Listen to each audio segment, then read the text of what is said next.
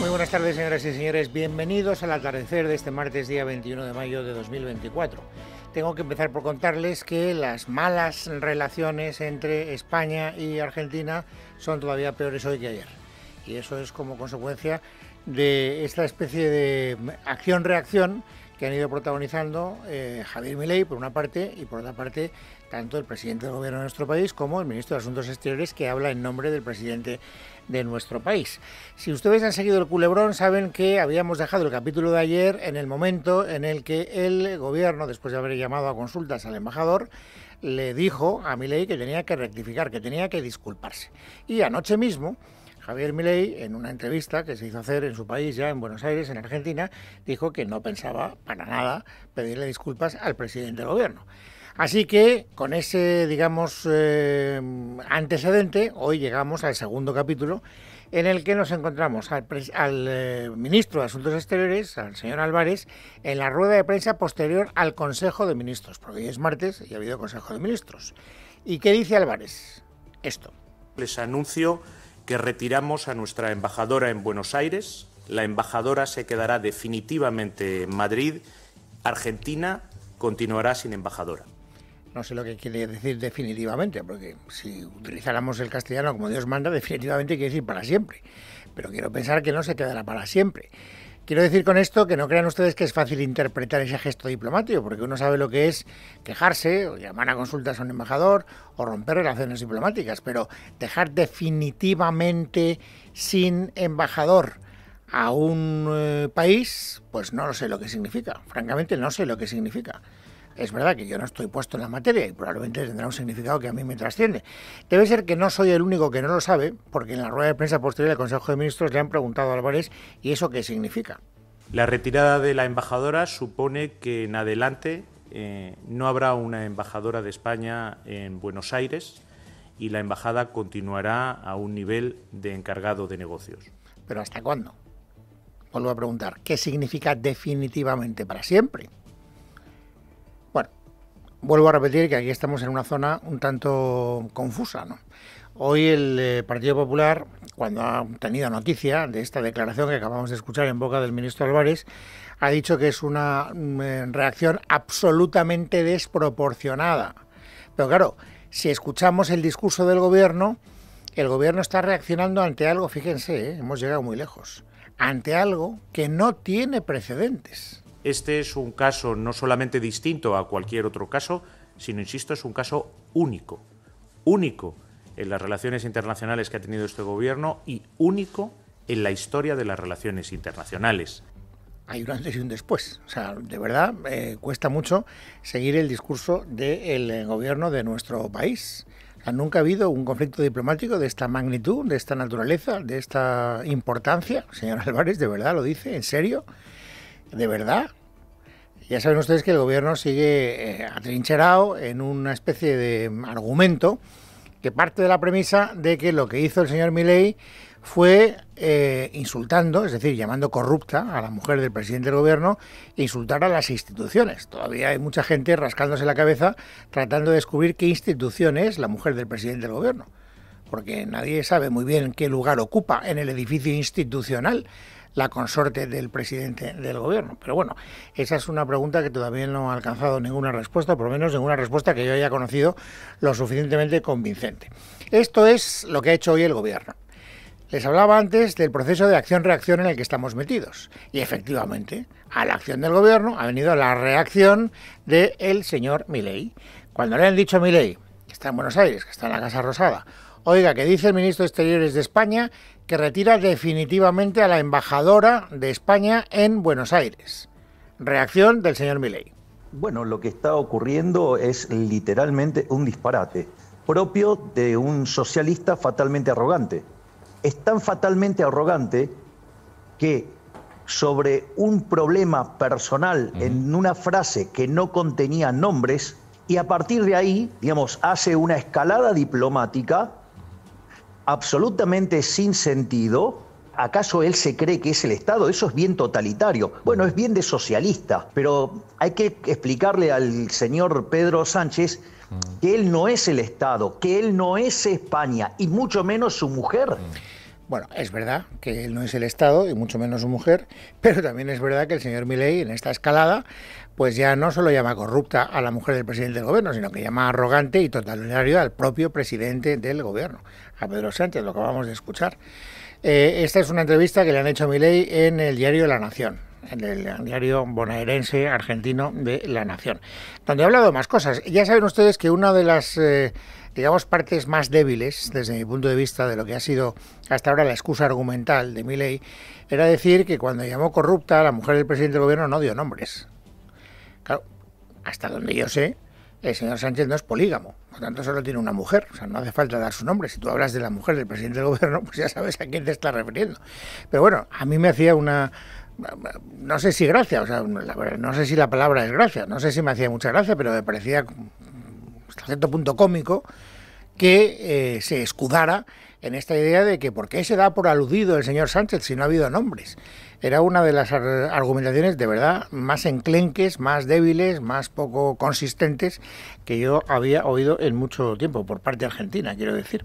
Y efectivamente, en esa entrevista de La Nación, hoy se ha visto que antes se coge a un mentirosillo que a un cojo. Que me perdone el señor Milei. Escuchen el fragmento de la entrevista y verán a qué me refiero. Y que le recomienda también un buen abogado para Begonia, porque digamos ya tiene un montón de causas donde está sospechada de tráfico de influencias. Sí. Más allá de que no la haya nombrado, está claro a quién se refería, ahora la nombró, ¿no? No, a ver, vamos a los hechos. Hechos. Acá lo que importa son los hechos. Yo doy un discurso donde no doy nombres. Ahora, si él se siente aludido, es porque está sucio, la culpa no es mía. No, bueno, da igual, o sea, quiere decir que tampoco voy a yo polemizar con el señor Milei, es decir, de verdad que me parece que este es un argumento que no tiene por dónde cogerse. Yo creo que hay una grandísima sobreactuación por parte del gobierno de España. Creo que cuando hemos escuchado a Álvarez decir que no ha habido nunca un acontecimiento diplomático de esta magnitud, que estamos ante algo que no tiene precedentes, está exagerando 17 pueblos, pero de la misma manera, déjenme que les diga que el señor Milei, cuando hace esta argumentación al diario La Nación, lo que hace es, protagonizar una gran patochada. Vuelvo a repetir, no hace falta un nombre cuando uno se está refiriendo a la esposa, a la mujer del presidente del gobierno, sabiendo que solo hay una mujer, una esposa del presidente del gobierno de España. Pero en fin, luego lo tendremos, lo podremos comentar. Déjenme que les vaya contando algunos detalles de esa escalada, que es la que protagoniza hoy la parte fundamental de la información de este martes. Le han preguntado a Milei, antes se lo habían preguntado a Álvarez en España, a Álvarez le han dicho, bueno, ya sabemos que usted retira definitivamente a la embajadora española en Buenos Aires. No sabemos lo que significa definitivamente. Lo que no sabemos es si en el gobierno español tienen previsto dar algún paso más, porque como bien explicaba el señor Álvarez, pues primero llamaron a consultas al embajador, después le pidieron a Milei que rectificara, ahora retiran a la embajadora, y ha dicho textualmente el señor Álvarez que no tenían demasiadas ganas de seguir con esa escalada, aunque no lo descartaba. O sea, que yo no descarto, y Álvarez tampoco, y Sánchez tampoco, que a lo mejor después de estas declaraciones que estamos escuchando en boca del señor Milei, el presidente del gobierno llegue más lejos y haga lo siguiente que tiene en el catálogo, en el repertorio, que es romper relaciones diplomáticas con Argentina. No se me ocurre ninguna otra decisión que no vaya por esa medida. Lo que también ha quedado claro en la entrevista de La Nación a Milei es que, sin embargo, el gobierno argentino no tiene ninguna intención de actuar recíprocamente. Es decir, que Milei no va a retirar al embajador argentino en Madrid. Lo ha explicado así. No, para nada. Digamos, para nosotros, digamos, los problemas personales que pueda tener el señor Pedro Sánchez, el complejo de inferioridad que tiene Pedro Sánchez frente a mi persona, digamos, el psicólogo que está recomendando a Alberto Fernández que se lo recomiende a Pedro Sánchez para que madure. Bueno, pues eso, lo manda el psicólogo también al presidente del gobierno. Quiere decir que todo esto lo que nos hace es presumir que efectivamente esta especie de partida de ping-pong, de escalada dialéctica, pues nos va a deparar nuevos episodios en los siguientes capítulos de este culebrón que estamos contando. Y que tiene más protagonistas, no solo tiene la parte de la diplomacia española y la parte de la diplomacia argentina, porque estamos en prácticamente campaña electoral de las europeas y por lo tanto, ya lo veíamos ayer y lo podemos seguir viendo hoy, esto se ha convertido en moneda de cambio de esa campaña electoral. ¿Quién está tratando de utilizarla? Pues todos contra todos. Pero si tenemos que buscar algún dato especialmente relevante, hay que buscarlo en Vox, contra el PP. Este es uno de los duelos que se ha establecido ya con toda claridad. ¿Por qué tiene protagonismo Vox? Ya lo saben. Porque Milei vino a España para participar en un acto que había organizado Vox, es decir, el señor Abascal, en Madrid. Ahí es donde se origina todo este lío. Ahí es donde Milei llama corrupta a la mujer del presidente del gobierno. De tal manera que Abascal está encantado, porque el foco está de alguna manera puesto sobre él. Y en campaña electoral, que el foco esté puesto sobre alguien que tiene intereses electorales es bueno. Por lo menos eso entiende Abascal. Le han preguntado hoy, ¿a usted le parece bien, le parece razonable que el señor Milei no quiera pedir disculpas? Me parece muy bien que el presidente de la Nación Argentina no pida disculpas por haber dicho una cosa que está en el debate público español y sobre la que tiene todo el derecho de hablar. Y luego viene la portavoz parlamentaria de Vox en el Congreso de los Diputados, que se llama Pepa Millán, y que debe tener muy claro, que así han debido también establecerlo los cabezas de huevo del partido del señor Abascal, que hay que cargar contra el Partido Popular con la máxima dureza. De tal manera, ya lo hizo ayer, hoy lo ha repetido. Lo que le pasa realmente al Partido Popular es que viene Milei, le dice 4 verdades al presidente del Gobierno y eso le molesta porque Milei ha hecho en 15 segundos más oposición que el Partido Popular durante años y años de legislatura y de gobiernos. Bueno, me malicio que en el Partido Popular han debido recapacitar y han debido llegar a la conclusión de que es muchísimo mejor no darle pábulo a esta contienda con Vox, porque debe ser que entienden que tienen más que perder que ganar. Lo digo porque hoy, por lo menos hasta esta hora, hasta las 4:13, no me consta que se haya producido ninguna declaración al respecto de ningún dirigente destacado del Partido Popular. Sí es verdad que ayer, anoche, en una entrevista televisiva, habló Alberto Núñez Feijóo, para decir lo que ya había dicho por la mañana, para tratar de buscar una equidistancia, para decir, a mí no me gusta lo que ha hecho Milei y tampoco me gusta, naturalmente, el disparate que ha hecho el gobierno poniendo las relaciones diplomáticas con Argentina en la situación en la que se encuentran. Estaba tratando, ayer ya lo veíamos, de buscar esa equiparación. Algo que hoy ha utilizado el portavoz socialista en el Congreso de los Diputados, Patxi López, para cargar también fieramente contra el líder del Partido Popular.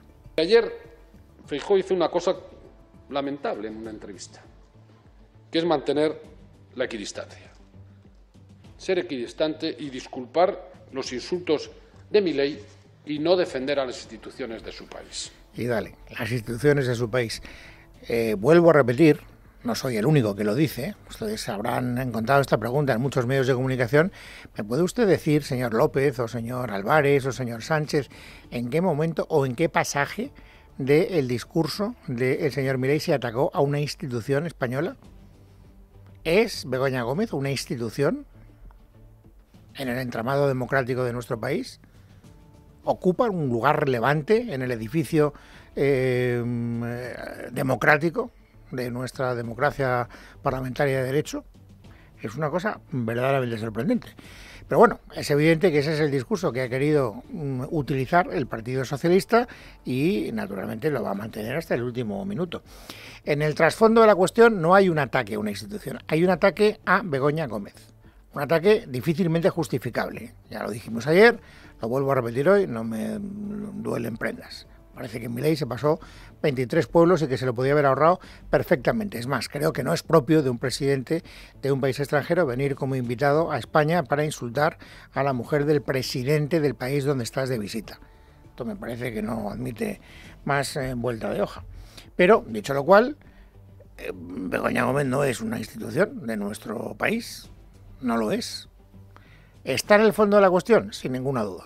Y lo va a estar más, porque mañana ya saben que hay una comparecencia del presidente del Gobierno comprometida en el Congreso de los Diputados, donde, entre otras cosas, no es una comparecencia monográfica, dará explicaciones a propósito de las informaciones que han vinculado a Begoña Gómez con comportamientos no necesariamente delictivos, pero sí antiestéticos, feos. Feos. Lo digo porque ahora el Gobierno se está haciendo muy fuerte en la idea de que nadie podrá decir que aquí se ha cometido algún acto delictivo. Bueno, si es que muchas veces cuando uno hace algo que no debe, no tiene por qué estar cruzando la ley del Código Penal. Cuando uno hace algo que no debe, pues tendrá que dar explicaciones por haber hecho eso que no debía haber hecho, independientemente de que sea o no sea un delito. Yo creo que por ahí van a ir mañana las intervenciones del presidente del gobierno y también de la oposición. Y qué curiosa casualidad. Justo unas horas antes de esa comparecencia trasciende un informe de la UCO en el que se dice, o por lo menos parece que se dice, que la UCO, es decir, que la Guardia Civil, no encuentra ningún tipo de actividad delictiva en la conducta de Begoña Gómez. Es un informe que hemos conocido hoy gracias a una filtración que publica el diario El País. Filtración que, por cierto, ha sentado a cuerno quemado en el Partido Socialista. Perdón, en el Partido Popular. Nos lo cuenta Miguel Ángel Pérez. Buenas tardes. Fuentes de la investigación consultadas por Es Radio apuntan que el informe filtrado al diario El País de la Unidad Central Operativa de la Guardia Civil UCO se limita prácticamente a analizar y cotejar las noticias aportadas en su denuncia por el sindicato Manos Limpias a través de fuentes abiertas. La investigación apenas ha comenzado y asegurar que la Guardia Civil no ha encontrado ningún indicio delictivo contra la esposa del presidente del gobierno, Pedro Sánchez, es una completa manipulación, apuntan. Las mismas fuentes consultadas destacan que existe un gran enfado e indignación entre los investigadores por la filtración al diario del Grupo Prisa de este informe preliminar de la UCO. Han intentado utilizar a la Guardia Civil para defender la supuesta inocencia de Begoña Gómez. Mientras tanto, el sindicato denunciante Manos Limpias, tal y como avanza Es Radio, tiene previsto solicitar al titular del Juzgado de Instrucción número 41 de Madrid, Juan Carlos Peinado, que instruye este caso, que proceda a la apertura de una pieza separada con objeto de identificar a la persona o personas que han procedido a la filtración de un documento que está bajo secreto de sumario y que por tanto ha cometido un delito. Bueno, lo que está claro es que la oportunidad de esta filtración no parece que sea, digamos, inocente, no creo que sea casual. De hecho, fíjense, hoy ha habido, ya lo he comentado antes, Consejo de Ministros y por tanto rueda de prensa de la portavoz del Gobierno después del Consejo. ¿Y qué le han preguntado a la portavoz? Pues a propósito de este informe, de esta filtración. ¿Qué opina el Gobierno del hecho de que la UCO no vea ninguna conducta delictiva en Begoña Gómez? El informe que hemos conocido también a través de los medios de comunicación van en la dirección de lo que venimos repitiendo y manifestando desde el primer minuto, que no hay caso, que no hay caso. Así lo ha manifestado también en 2 ocasiones la propia Audiencia Nacional, así lo ha manifestado también la propia Fiscalía y conocemos también que así lo considera la Guardia Civil. Bueno, no le ha sentado bien a la Guardia Civil esa filtración. Creen que ha llegado a una conclusión, por lo menos el titular del País, que va un poquito más allá del alcance de la investigación en el momento procesal en el que nos encontramos, y tampoco le ha sentado nada bien esa filtración, como es lógico y natural, al Partido Popular. Mañana hay una comparecencia del presidente del Gobierno. El Partido Popular sospecha que esa comparecencia va a dar de sí bastante poco, porque ya les vuelvo a repetir que no es una comparecencia monográfica para hablar de Begoña Gómez, hay que hablar de muchas más cosas. Por lo tanto, el Partido Popular hoy se ha puesto la venda antes de la herida. Dado que mañana no nos van a dejar decir todo lo que nos gustaría decir, vamos a decirlo hoy, más o menos. Maite Loureiro. Buenas tardes. El PP ya se anticipa la ausencia de explicaciones de Sánchez mañana en el Congreso, donde comparece para hablar de Begoña Gómez, Palestina, Gibraltar y el Consejo de Estado Europeo. El partido le ha remitido un cuestionario con 100 preguntas, quejándose de no tener tiempo suficiente mañana para abordar este tema. Miguel Tellado, portavoz parlamentario. Pues bien, todas las respuestas que el Gobierno no ha querido dar desde el pasado 21 de febrero puede darlas Sánchez mañana mismo. Le adelantamos el cuestionario que no podremos formular por la limitación de tiempos planteado por la presidenta del Congreso, la delegada del Gobierno en el Congreso de los Diputados.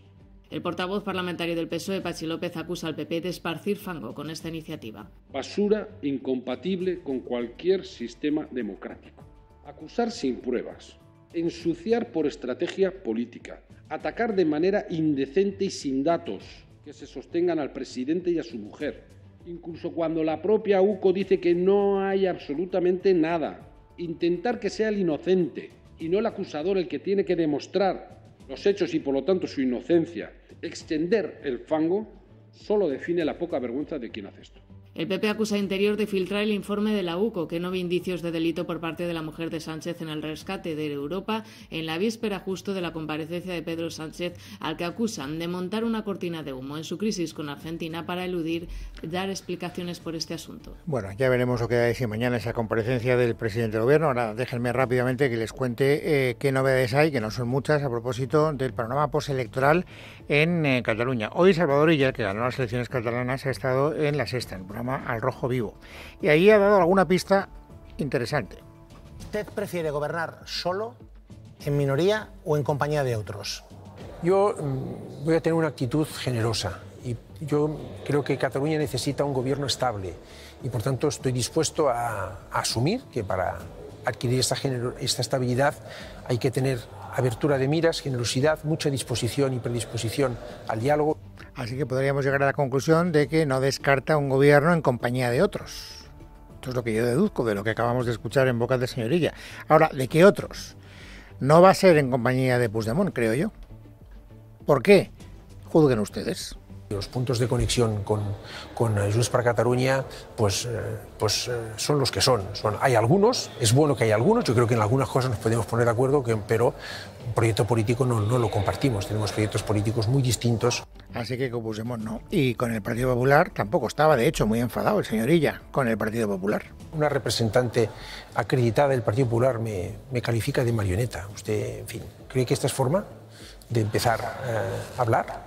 Creo que esta es forma de dirigirse a una persona que, guste o no guste, ha obtenido un apoyo muy amplio de la ciudadanía de Cataluña, ¿de verdad? En fin, a mí estos señores me llaman marioneta, ¿no? Y no he visto que el señor Alejandro Fernández saliera del paso de ello. Yo nunca me he dirigido a ninguna persona del Partido Popular en esos términos. Y fíjese que base no me faltaría, viendo cómo han ido las cosas en el Partido Popular de Cataluña. Y no lo hago, sin embargo. Está muy enfadado, como ustedes pueden ver, por esas declaraciones. ¿Quién las ha hecho y cómo lo ha dicho? Lo ha sido Dolors Montserrat y lo ha dicho de esta forma. Veremos el 10 de junio cómo Illa, que es un marioneta de Sánchez, tendrá que entregar la Generalitat a Puigdemont para que se pueda mantener agonizando Sánchez en la Moncloa. Bueno, pues así lo ha dicho Dolors Montserrat. Ya ven que el Partido Popular insiste en que, según su pronóstico, al final habrá una rendición del Partido Socialista de Cataluña ante el señor Puigdemont. Yo creo que eso está bastante verde, por no decir que bastante complicado, pero bueno, ya veremos. Por lo tanto, gobierno a lo mejor en compañía de otros, del señor Illa, que no será Puigdemont, que tampoco será el Partido Popular, con lo cual solo nos quedan los comuns y, naturalmente, Esquerra Republicana de Cataluña. Todo eso, en todo caso, será después de que el próximo día 30, hoy se ha confirmado, el Congreso apruebe la ley de amnistía, la apruebe de manera definitiva, algo que al gobierno catalán, en funciones, todavía en manos de Esquerra Republicana de Cataluña, le ha sentado bien, pero con algún adversativo que conviene no perder de vista. Escuchen a la portavoz del gobierno catalán. Esto es un paso imprescindible, un paso muy necesario que se debería de haber producido ya hace semanas, pero ahora sí parece pues que el día 30 ya va a ser una realidad y toca la segunda parte, que es tanto más importante que la primera, y es precisamente la aplicación de esta ley de amnistía a todas aquellas personas que la están esperando. Martes 21 de mayo de 2024, vamos amigos ahora a completar el paisaje informativo sobresaliente del día. Ángeles Hernández, bienvenida, buenas tardes. Buenas tardes, Luis. Ahora mismo en la sesión plenaria se tiene prevista una nueva votación por la propuesta de ley expuesta por el Grupo Parlamentario Socialista, por la que se modifica la ley orgánica para prohibir el proxenetismo en todas sus formas. La propuesta cubre 3 puntos clave: la condena a todo tipo de proxenetismo, el castigo a la tercera locativa y las sanciones para las personas que recurran a servicios sexuales. Sumar rechazará la admisión a trámite de la proposición de ley del PSOE para abolir el proxenetismo y, por tanto, queda ya en manos del PP. Leticia Barquín. Buenas tardes. Nuevo choque en el gobierno de coalición y primera ruptura de voto en sus 9 meses de legislatura. Sin el apoyo del socio minoritario, la ley socialista está ahora en vilo y a la espera de contar con el voto del Partido Popular a tan solo unos días de que dé comienzo la campaña electoral europea, algo que sería todo un éxito para Pedro Sánchez. En Sumar critican que la voluntad del PSOE con esta norma es puramente electoralista. La portavoz de Sumar en el Congreso, Aina Vidal. Creo que es un error grande por parte del Partido Socialista y nosotras hemos sido claras. Frente a eso, unidad. A nosotros no nos van a coger por lados distintos, sino que frente a una propuesta que lo que busca es seguir estigmatizando, una propuesta que además es punitivista y por lo tanto que no va a la raíz de ninguno de los problemas, pues vamos a votar en contra y unidas, por supuesto. Fuentes del grupo parlamentario califican esta propuesta socialista como cutre. Podemos ya ha manifestado que se abstendrá en esa votación y Vox mantiene la incógnita. En cambio, para Patxi López se trata de una cuestión de principios. Esta es una cuestión de principios y no sé quién la votará o no la votará. Pero para el Grupo Socialista y para el Partido Socialista, como digo, es una cuestión de principios y vamos adelante con ella, pase lo que pase. Estamos convencidos de que saldrá y por lo tanto esta tarde todo el mundo se retratará. La presidenta del Tribunal de Cuentas, Enriqueta Chicano, mintió afirmando durante sus comparecencias en las comisiones de investigación del Congreso y el Senado sobre los contratos públicos realizados durante la pandemia que los informes se aprobaron por unanimidad. Teresa Fernández. Sí, han sido los propios consejeros que formaron parte del Tribunal de Cuentas durante el año 2022 los que han dado la voz de alarma. Critican que las palabras de la presidenta Enriqueta Chicano en las comisiones de investigación faltan a la verdad. El pasado 22 de abril en el Congreso, Chicano explicó que los 7 departamentos con funciones fiscalizadoras en el Tribunal de Cuentas realizaron informes sobre las contrataciones de emergencia en pandemia y todos obtuvieron, dice, el visto bueno de forma unánime. Todos y cada uno de estos 7 informes han concitado el apoyo unánime del Pleno sin registrarse ningún voto particular. Sin embargo, uno de los documentos sí contó con un voto en contra y otro con hasta 9 abstenciones. Días más tarde, el 29 de abril, en el Senado, Chicano fue aún más contundente. Y le diré que el 99% de los casos que pasan a Pleno se aprueban por unanimidad. En cualquier caso, en este tiempo de trabajo que hemos empezado en el 2021, no ha habido ningún voto en contra en ningún caso, en ninguno de los informes, que es como un voto particular.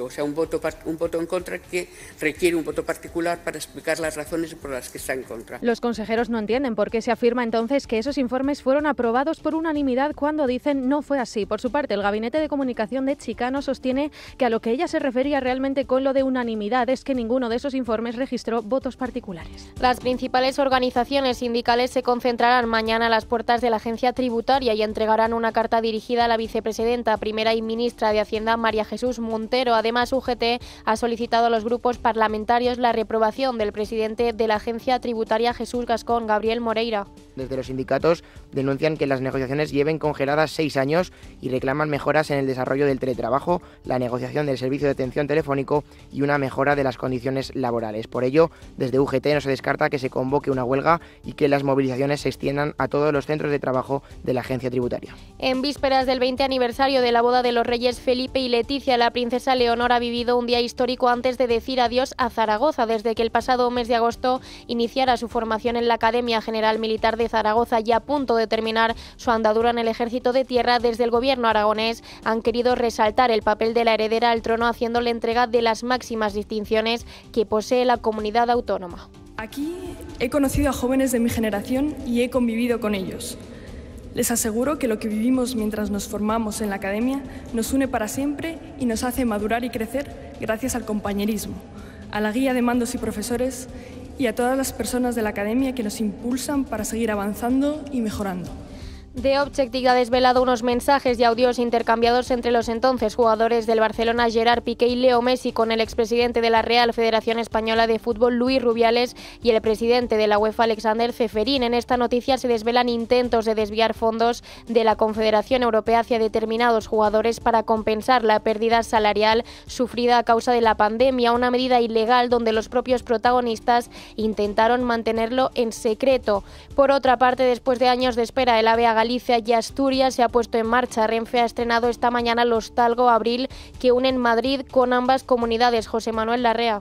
Renfe ha estrenado hoy los 10 trenes de la serie S106, conocidos como Abril, de Talgo, con el arranque del servicio de alta velocidad a Asturias, además de que los usará también en otros corredores, lo que le permitirá ampliar en cerca de 50.000 las plazas semanales ofertadas. El primero de estos convoyes en Asturias, el conocido tren madrugador, salió desde Gijón a las 6:02 de la mañana, paró en Oviedo a las 6:30 y siguió su trayecto hasta Madrid, a donde llegó con unos 20 minutos de retraso debido a una incidencia técnica de equipos de tracción y a limitaciones establecidas durante su trayecto, según información de la compañía. Estos trenes pueden albergar a 507 pasajeros por los 299 que lleva el Albia, que de momento seguirá operando. Por último, en deportes, el futbolista del Real Madrid y de la selección alemana Toni Kroos ha hecho pública este martes su decisión de colgar las botas con 34 años. El Real Madrid es y será mi último club, ha manifestado en una publicación de Instagram en la que ha desvelado su deseo de jugar sus últimos minutos como profesional en la Eurocopa.